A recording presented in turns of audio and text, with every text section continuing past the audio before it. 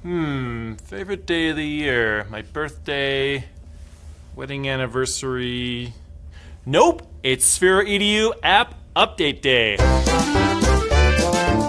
We're always trying to update the Sphero Edu app to give you more features and make it easier to program Sphero. Now, a lot of you are probably using block programming to learn your first lines of code. Well, guess who invented block programming? Well, that would be MIT up in Boston. These guys are really smart. They invented a thing called Scratch, which is kind of the basis for all block programming and what we built our block canvas based on. Well, this app update actually implements Scratch and replaces our old block canvas. But don't worry, it looks mostly the same, but it's just a lot better. Let's take a look at all the big updates. Here we go. Let's make a simple square program to highlight some of the differences in the new block canvas. Notice that at the bottom, the tray now actually has fully visible blocks that aren't just icons anymore, they're full block previews. Here's a roll block. Notice the blocks actually look mostly the same. Let's make this program a square. So we'll loop a roll block 4 times.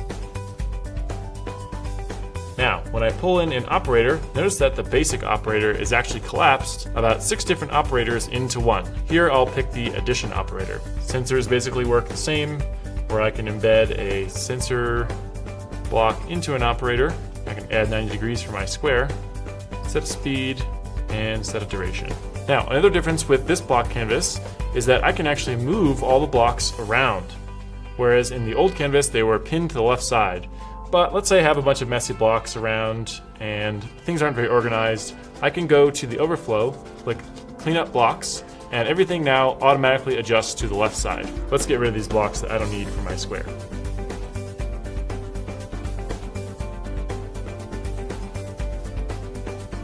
Let's say I've deleted a block or made a change I didn't want to. Now we've got an undo button in the bottom right, and you can undo as many times as you want. You can also redo to undo your undos. Let's add some sound to this square. I'll drag a sound block in, and whoa, check it out. Bunch of new sounds in here. We got a whole new science fiction category of sounds, tons of new animal sounds. We actually more than doubled all the sounds in the sound library. I'll pick a random animal. That's actually an owl. Oh, cute little owls. A few things about the way you handle blocks has changed as well. Now, if you long press on a block, you'll get 4 options. You can duplicate, which will duplicate the selected blocks. I'll throw these ones away down in the trash, which now is down at the bottom. The next option for long press is delete, or I can add a comment, just like in the old blocks canvas. And the last one is our block help hint. If I tap that, I get a really nice hint as to what this block does. Got it. Functions and variables are much easier to manage in the new canvas. Let's create a variable to start. Notice that there's a simple modal now to name your variable. Let's call this one var1, and a way to select your variable type. Let's choose number, and I'll give the default value of 3. Notice that when you create a variable, it actually dynamically creates set blocks based on the variable type you created, down here in the bottom right, and you can drag that onto the canvas. This is a little different than the old canvas, where the generic set block was in the operators category. Notice that if I create another variable called var2, that's also a number variable, when I go to the set block, I can actually hit the drop down and change it to be var1 or var2. This will work with as many variables as you create. And lastly, with variables, we've actually added a new type of variable called a Boolean. Boolean is basically true or false. So let's name this am I cool, which of course is true. And notice that a new set block is created, and only the Boolean types can be dragged into this set block. Functions are set up really similar to variables in the new canvas. If I hit create new function, I can come in and give it a name, like practice, and I can select any number of parameters that I want. So let's call this param1, and we'll have a string parameter called param2, and then once I hit enter, it will actually bring this function define block onto the main canvas. In the old canvas, there was actually a secondary kind of sub canvas where you define functions.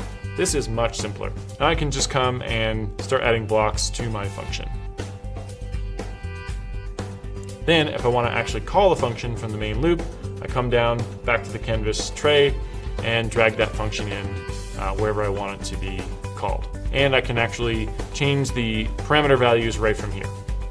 If I want to edit this function, I just long press on the function define block, click edit, and here I am back at the function create screen where I can add or remove parameters and rename anything I want.